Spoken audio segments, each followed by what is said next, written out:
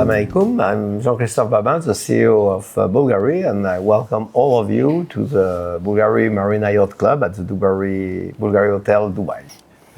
First question is, this LVMH Watch Week, you launched the new movement, which is the BVS 100 ladies miniature, I would say, movement. How important is this movement for Bvlgari?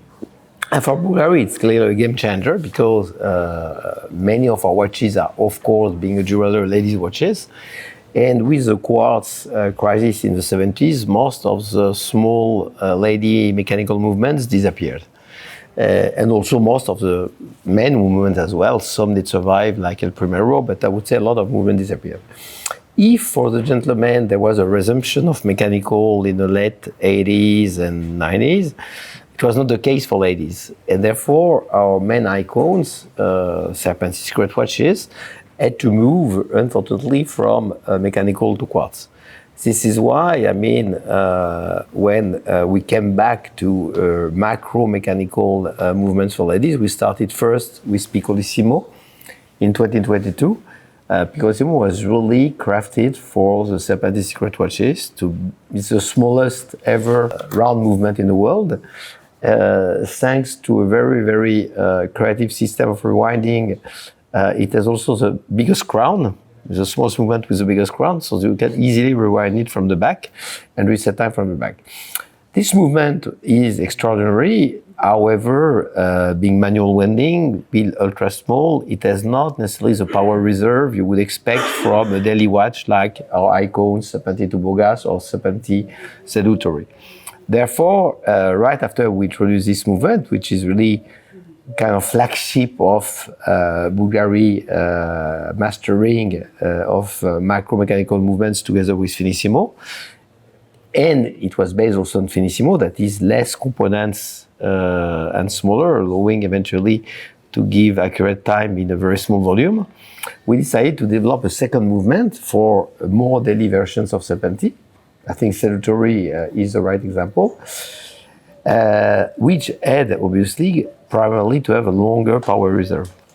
Therefore, to ensure that, we needed really a bigger barrel and a self-winding system. Why? Because ladies wearing a daily watch, they like the watch to be always ticking. They don't like the idea of a manual winding for the daily watch.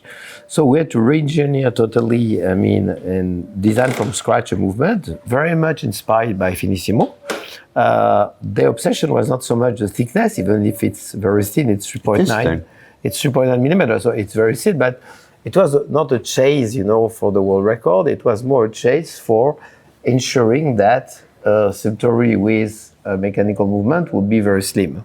Because Seductory or Tubogas are very elegant watches. And so we couldn't afford to have a too thick movement, which was the fact before, because there were a couple of movements in the market, but really very thick and not compatible with an elegant lady watch. And then we had also to make sure that the power reserve wouldn't be theoretical but practical. And to ensure that, we did two things. First, the bidirectional oscillating mass, which enables, whatever movement you do to rewind the watch, which is made of very heavy tungsten carbure. It's a very heavy metal, very difficult, by the way, to machine and engineer, which, thanks to its cinetic, allows, with few movements and the bidirectional rewind, to recharge a watch for 50 hours plus. We set it at 50 hours, but de facto it goes further. But 50 hours is really the minimum power reserve, which allows you to spend a full weekend without wearing it. If you want to wear your beautiful secret watch, you have this one. That's 30 hours. And then on Monday morning, when you go back to work, you can take, and it's still running on.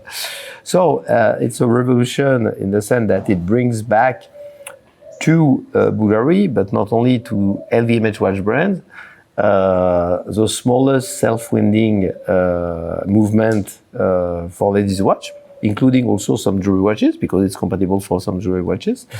And as I mentioned, unlike Piccolissimo, Finissimo, which are really proprietary to Bvlgari in the sense that Bvlgari not only invented them, craft them in their workshop, but it's only for us. It's our signature movements.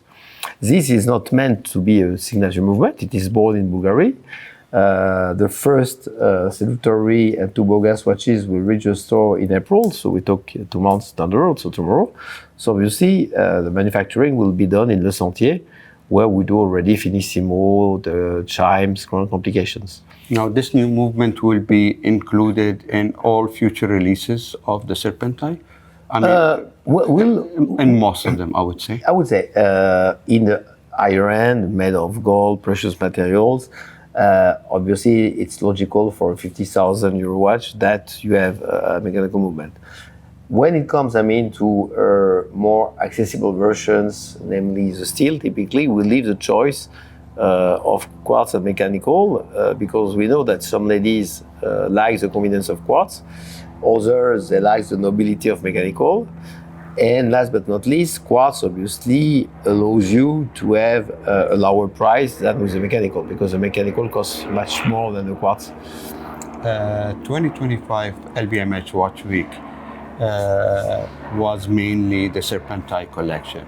And as you know, this year in China is Year of the Snake. Exactly. Is this why the concentration was on the Serpenti?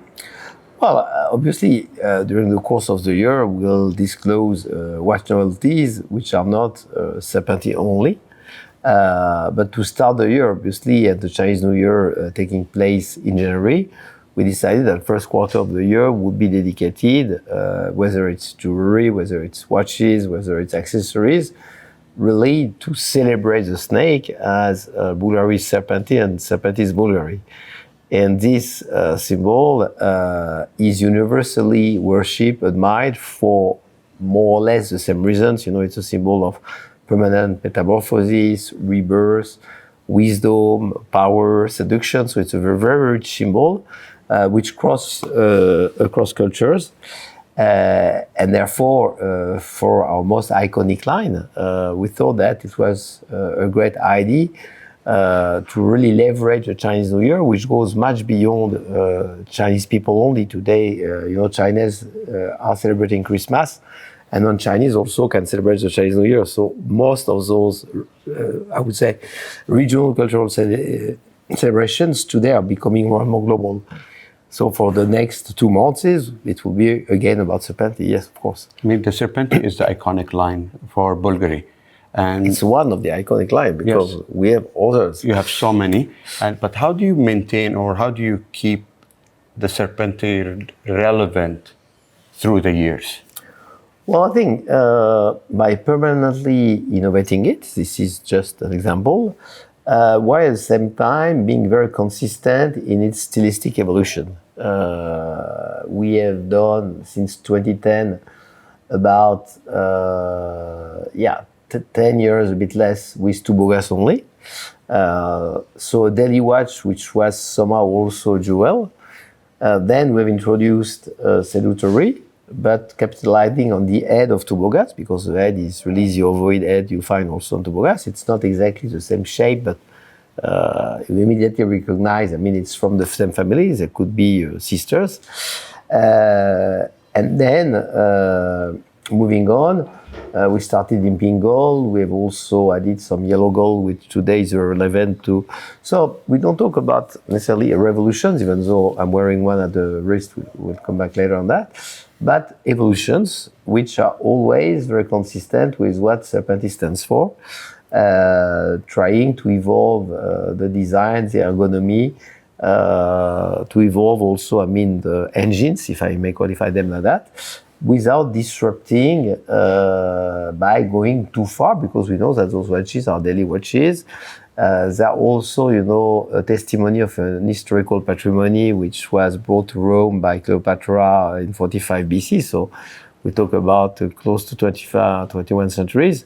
So we need this consistency also because those watches, like for our jewelry, are meant to be timeless. We don't want that they are fashionable, so you like them today, and in 5 years from now, they won't be wearable. No, this watch typically is a watch you immediately imagine that it will be easy to wear it in 10 years, 20 years. So this is always, managing with that paradox, bringing the exciting innovation without compromising with the range sharing and timeless design which you bought at the first hand. You're in Dubai now for the launch of a very special watch. Can you tell us more about the collaboration watch? Well, this watch is probably the most disruptive Serpenti ever. Why? Because first, Serpenti until today was a ladies' watch only. And for the first time, a ladies' watch, which never happened before in watchmaking history, is giving birth to a men's watch.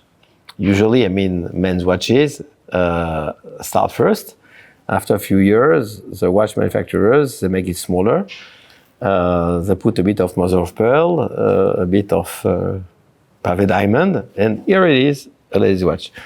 Here we have totally,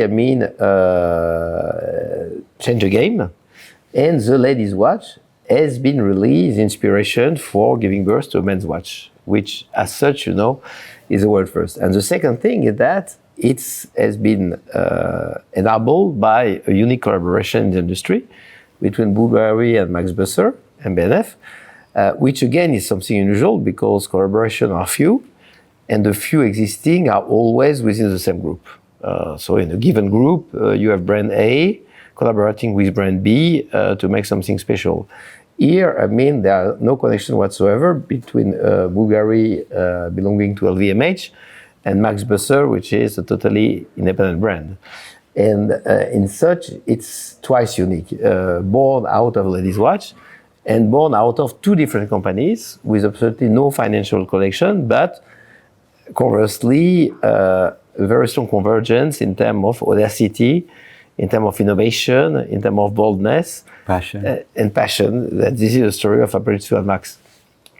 And can you tell me about, you use the Serpenti. I know Bvlgari is very protective of the Serpenti. How did the approval process go to allow another watch brand to actually use the Serpenti? Well, for us, any icon can evolve as long as first it's true to its DNA. And here, even though it's extremely contemporary, no one can deny that the head of the watch is a snake head. And we wanted, at the same time, to pay a tribute to Serpenti, that is, to start the first collection with a very, very high-end watch, meaning beautiful outside, beautiful inside. Therefore, with a superlative movement, which was crafted by Max, giving birth to the pinnacle, I would say, of the contemporary men's watch, fusing technology and design, and paying a tribute to Serpenti, as it's clearly Serpenti. And it's for men, but if you take, the versions we have in gold or in titanium, it's also very unisex. And as you can see, it's not a big watch. No, it's not. So it's a watch which can fit also at a lady's purse, but it's obviously meant primarily for gentlemen. This year you'll be joining the Watches and Wonders for the first time. Yeah. Can you tell us more about that? Because before you were exhibiting out of Watches and Wonders, and this year is in Watches and Wonders. Yeah, it's difficult because this is, in Dubai, the third LVMH Watch Week we're organizing, because we're in New York, in Paris, now we're in Dubai. So I think we are the only brand this year which in just 6 weeks has organized 3 different watch shows. So Watch and Wonder will be the fourth, and we have to think about something to introduce, which will be the big surprise. So you can already guess, because after 3 months on Serpenti, we have to move to something else. So I'll let your imagination thinking about what. And why do we get into Watch and Wonders? Just because insofar there was a clear lack of space and good location, which suggested us that it was better to stay in an hotel in Geneva, because we could better express what Bvlgari stands for. And Bvlgari being a jeweler, we cannot be either in 30 square meters at the back of the fair. We need to be together with some major brands. And thanking Ami's organization of Watch and Wonders, this year they found a very smart solution enabling Bvlgari to be well represented in terms of location, in terms of space, and at the same time to regroup the other LVMH watch brands together next to the other famous names of the Swiss watch industry. So at this stage, it was a no-brainer, and we decided to join. Thank you so much. Thank you. You're welcome.